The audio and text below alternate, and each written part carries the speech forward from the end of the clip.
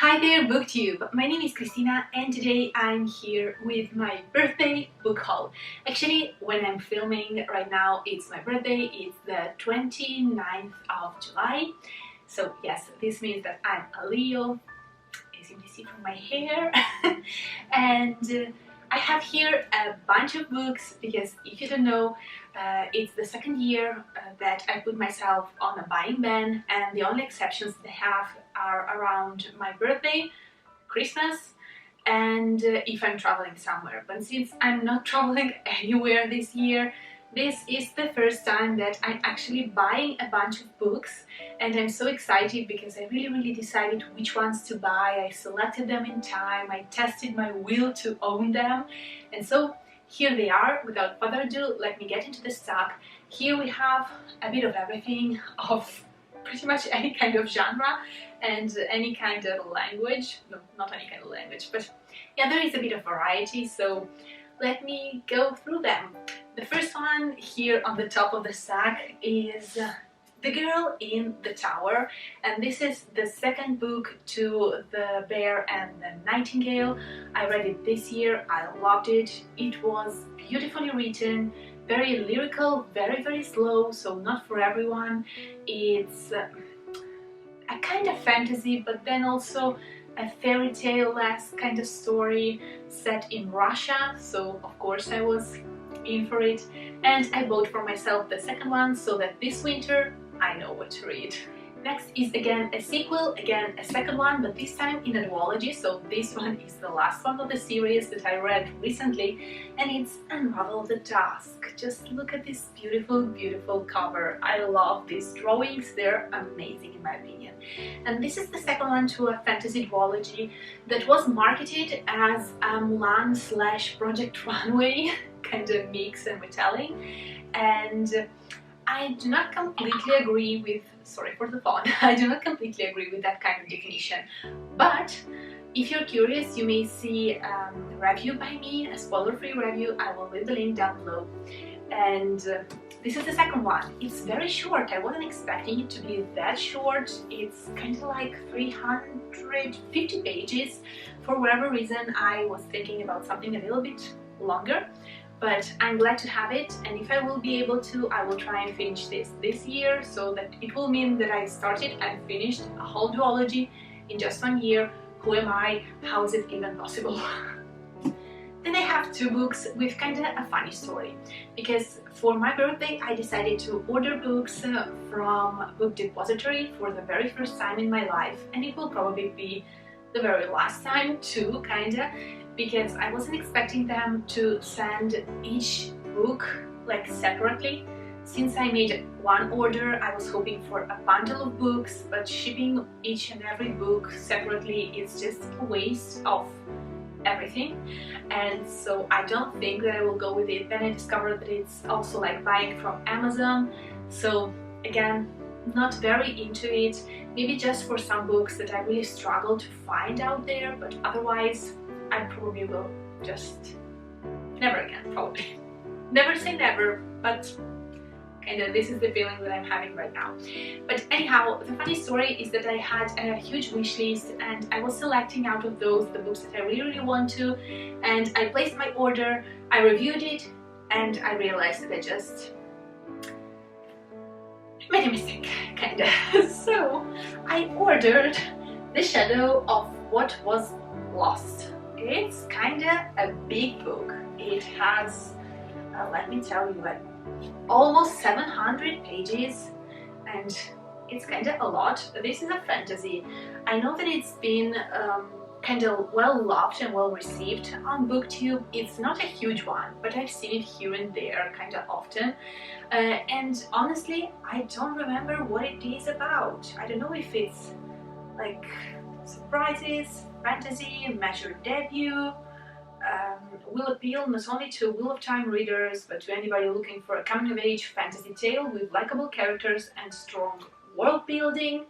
So this sounds like something completely up my alley, but this is not the book that I wanted to buy, so afterwards I had to go and actually get the book that I wanted, which was just immediately under this one, so I'm very glad about this one. I will sooner or later read it, more later than sooner probably, because I have some fantasy chunkers that I still need to read that are on my TBR like since forever, so this is something that I will not prioritize. But if you enjoyed this book, if you know about it, let me know down below. Maybe it will help me like move it up in my list.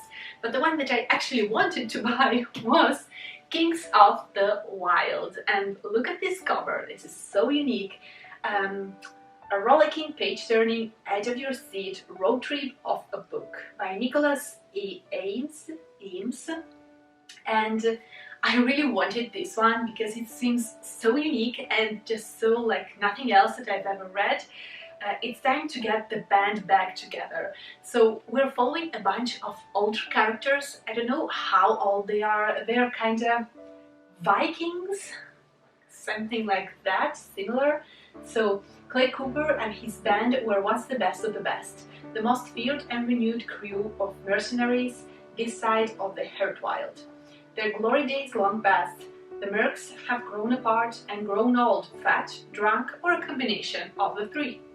Then an ex-bandmate turns up at Clay's door with a plea for help, the kind of mission that only the very brave or the very stupid would sign up for.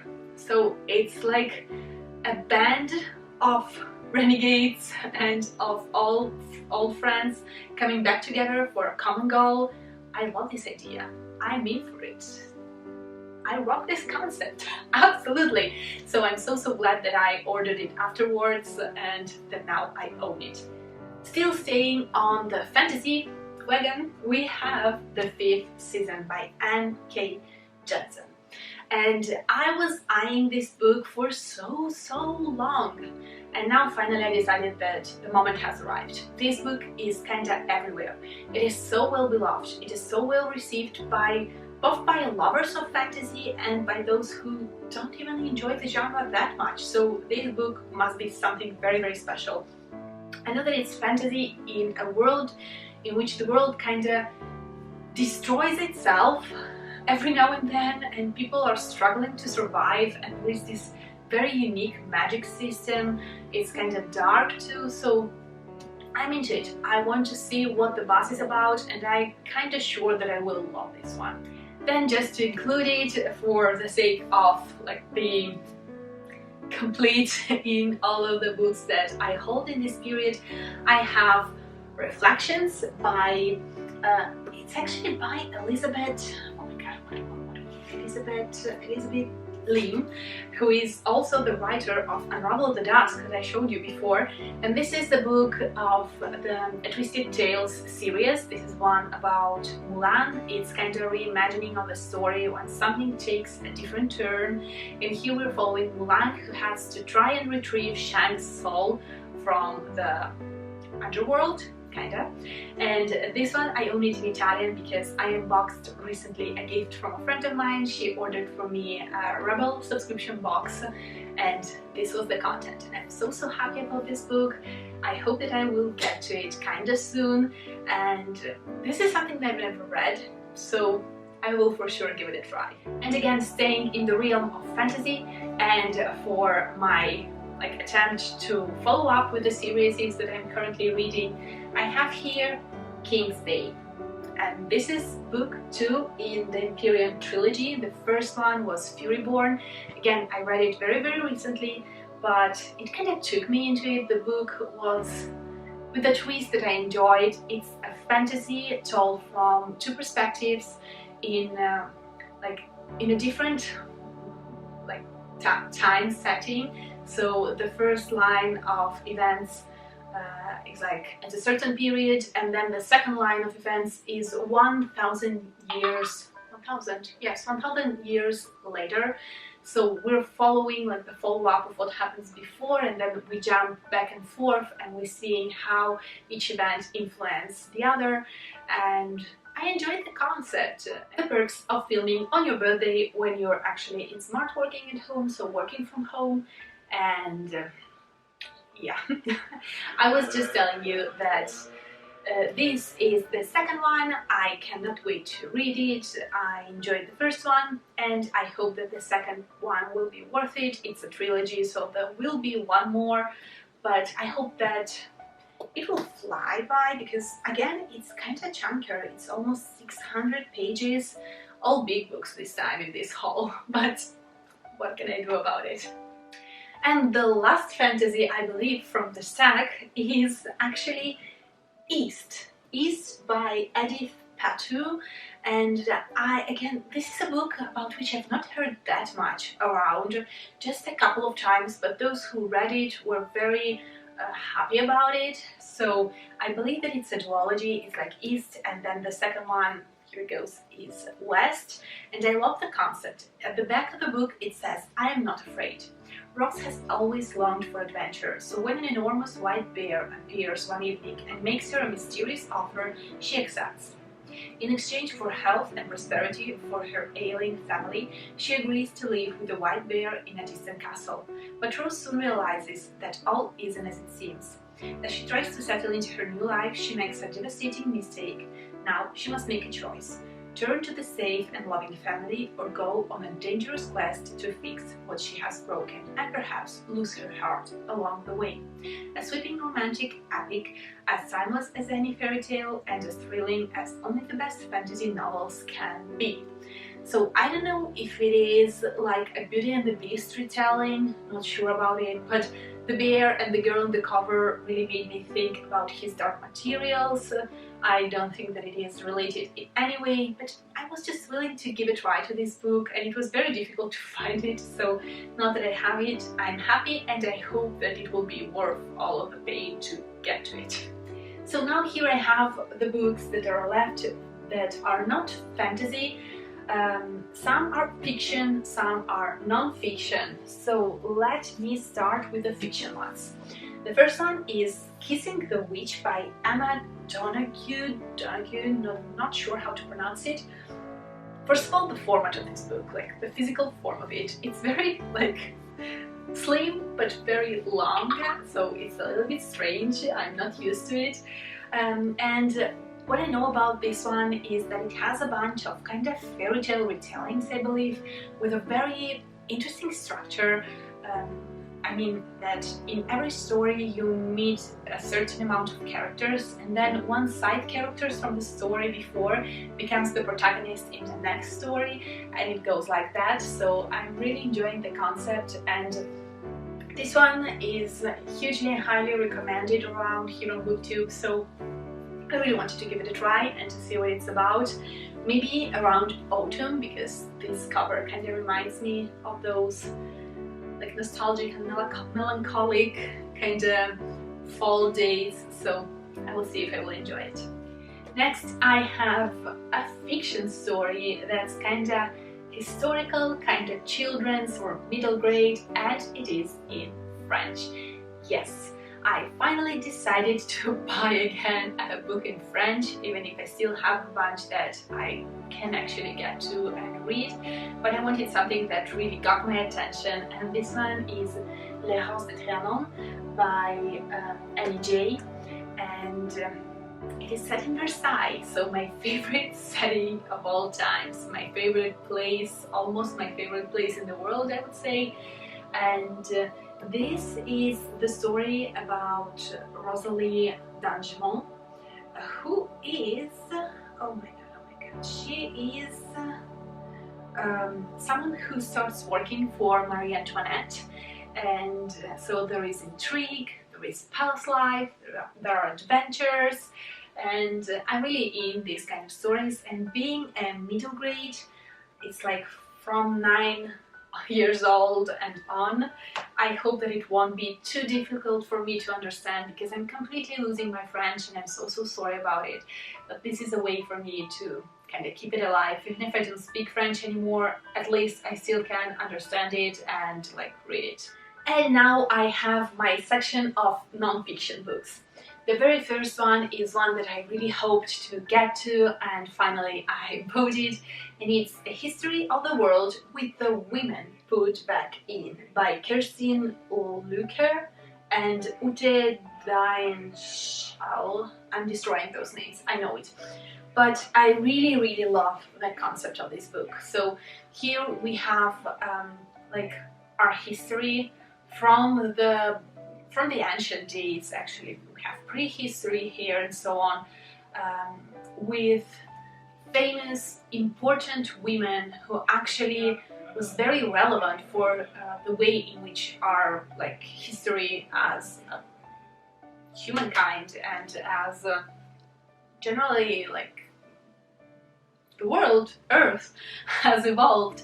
And I really enjoyed this idea because there are a lot of women who have made so much, and they're so poorly recognized, and there is so little about them in our history books. We're so used to read history from the perspective of men, written by men, from men perspective, with only men as protagonists. And it's true that historically men always try to be in places of power, but sometimes there were women and they were amazing, and we should recognize it.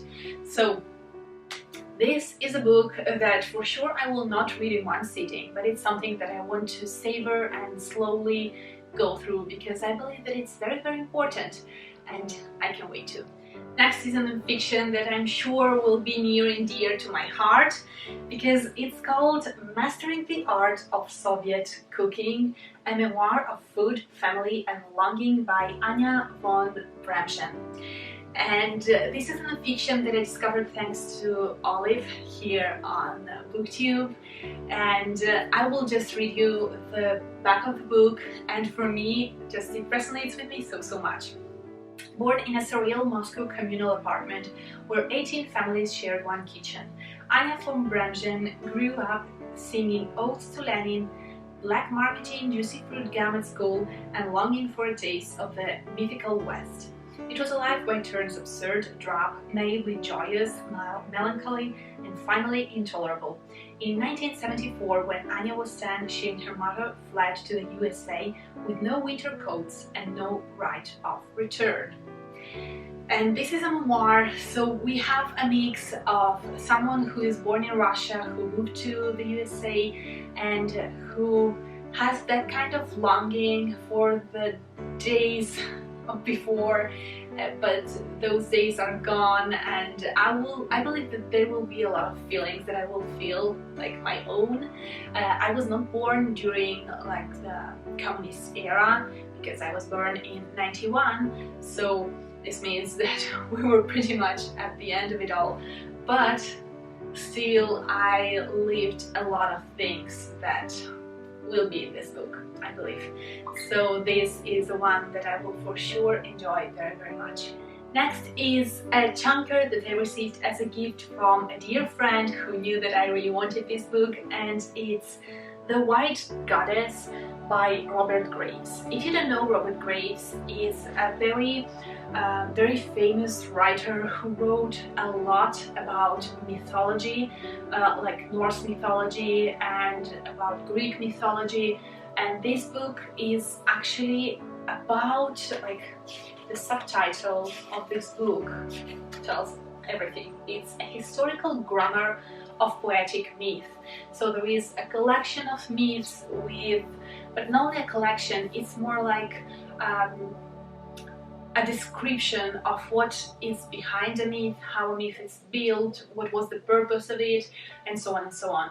So I can't wait to get to it. I wasn't expecting it to be that big.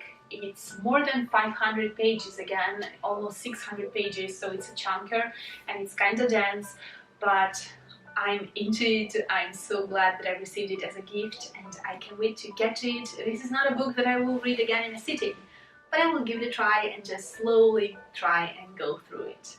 Again, a gift that I received was very cute, and it was The House Witch, your complete guide to creating a magical space with rituals and spells for hearth and home. And this is a book that can be considered kind of a table book too, because it's very like easy written inside with just some like banking your fire, or what was it, like some just ideas for cookies, and stuff like that to make your home feel cozy and magical and lovely, to protect your home, to how to use some herbs. So it's very cute in this beautiful, beautiful format, and I just appreciate very much the gift. And then the last two books are again non-fiction, and the first one is Hood Feminism: Notes from the Women White Feminists Forgot by Mickey Kendall. And this is a book that I saw recommended around BookTube, and I believe that it's very, very important because it deals with feminism. And as you know, I am a feminist, but not only, it deals with black feminism, and so I'm absolutely willing to read something about it, because not being black, I cannot fully understand the experience of a black woman, and moreover, there is all that part of feminist history that I hope is kind of described here in this book too. That's about the fact that at the beginning of feminism, and even in the midst of it, black women were put in such an awful position in which they had to decide if they were more black or more women, which is absurd, I know, but it was a fact, because black community wanted them to fight for black rights, and feminism wanted them to fight for their right as a woman. But being black and a woman together wasn't, for whatever reason, acceptable, and so they had to choose the battle, whilst the like normal thing to do, the most sensible and sensitive and just, I don't know, like the right thing to do was to fight for both of the things and to help those women, and not to put them in such a harsh position and to decide between family and their personal rights. So I think that this book will deal with some of these aspects, and I think that it's very, very important if you are a woman and you're feminist, or if you're just a person with an open mind. It's very useful to read about others' experiences. So this is a book that I think I will treasure even in the future. And with a similar feel, like about being a woman, I have here Invisible Women: Exposing Data Bias in a World Designed for Men by Caroline Criado Perez. And this is a non-fiction book about how our world was actually designed for men, and so how some things were literally planned for men and we all use them, and women struggle with them a little bit more without even noticing why, and the why is just that it wasn't designed for them to be used, because reasons. And so I'm very glad that I own this book. This is something that I will probably immediately try and read during Nonfiction November this year, because it's important, because it's informative, and I'm very curious to see how many things I don't notice in my daily life, but I actually feel probably, but don't notice because it goes like underground, underwater.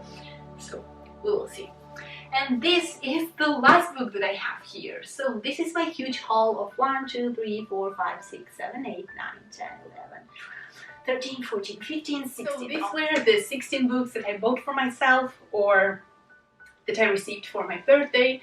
And I hope that you enjoyed this video. I hope that you've read some of these books. In that case, please let me know down below what were your thoughts, or that you're planning to read some of them. Again, let me know. I'm always in for like buddy reads or just to chit chat a little bit about the books that you're reading. And yeah, now my next buying experience will arrive at Christmas.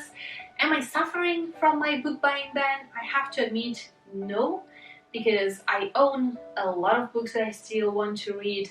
I have my audiobooks when I feel the need to read something, listen to something new, and then I have a bunch of ebooks that are there, and I will need to go back to them sooner or later. So yeah, this was my birthday book haul. I hope you enjoyed it, and I will see you very, very soon in my next video. Bye! Ciao!